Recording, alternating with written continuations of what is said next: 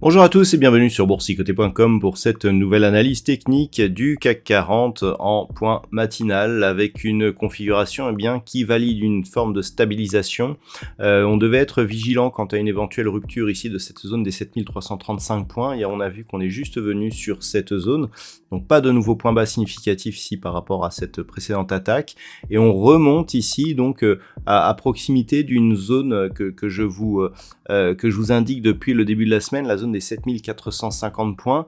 Alors on a un plus haut pour l'instant à 7443.61, ça reste hésitant, mais l'impulsion nous indique ici que l'on est plus sur une neutralisation ici de la phase de consolidation que sur une potentielle accélération. Au niveau des indicateurs techniques, c'est très hésitant. Au niveau des histogrammes du MACD qui évolue avec très peu d'amplitude et dans un mouvement assez hésitant. Idem pour le RSI qui évolue autour de sa zone 50, quoique légèrement dans la partie inférieure, ce qui nous donne donc un léger biais baissier. On a assez peu de volume ce matin, donc bon, c'est une séance qui démarre assez doucement. On a eu des résultats d'entreprise, on ressent ça sur le palmarès. Alors Société Générale qui a dévoilé de bons résultats reste dans le milieu du classement.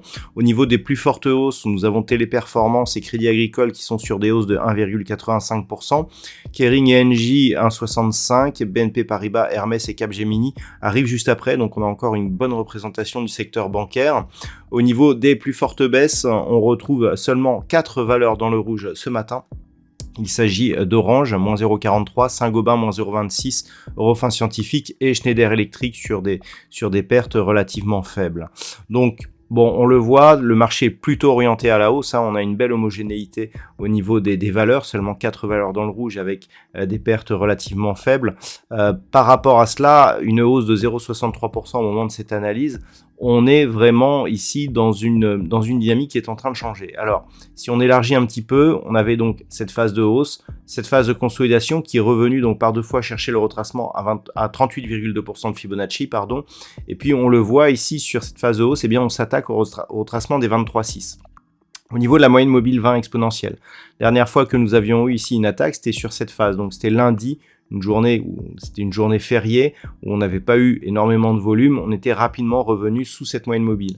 Là, on tente une deuxième fois, donc l'enjeu sera de voir si soit on redescend ici sur la zone des 7400 et dans ce cas-là, on reprend une légère priorité baissière qui pourrait être confirmée en cas de rupture des 7335. Pour l'instant, c'est relativement neutre.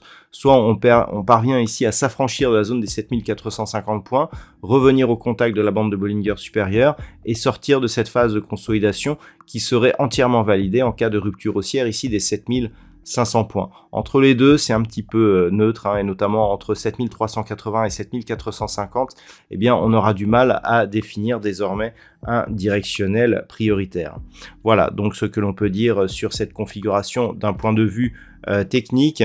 Au niveau de cette journée, donc d'un point de vue macroéconomie, donc nous avons eu les chiffres du PIB en Grande-Bretagne qui ont été dévoilés à 8 heures. Ces chiffres sont relativement stables, en légère baisse par rapport au PIB mensuel. Cet après-midi, il n'y aura pas de chiffres majeurs du côté des États-Unis. On aura bien l'indice de confiance des consommateurs du Michigan, mais qui ne devrait pas normalement avoir trop d'impact sur cette séance. Je vous souhaite donc une très bonne journée. On se retrouve dès ce soir pour toutes les autres analyses techniques du site boursicoté.com.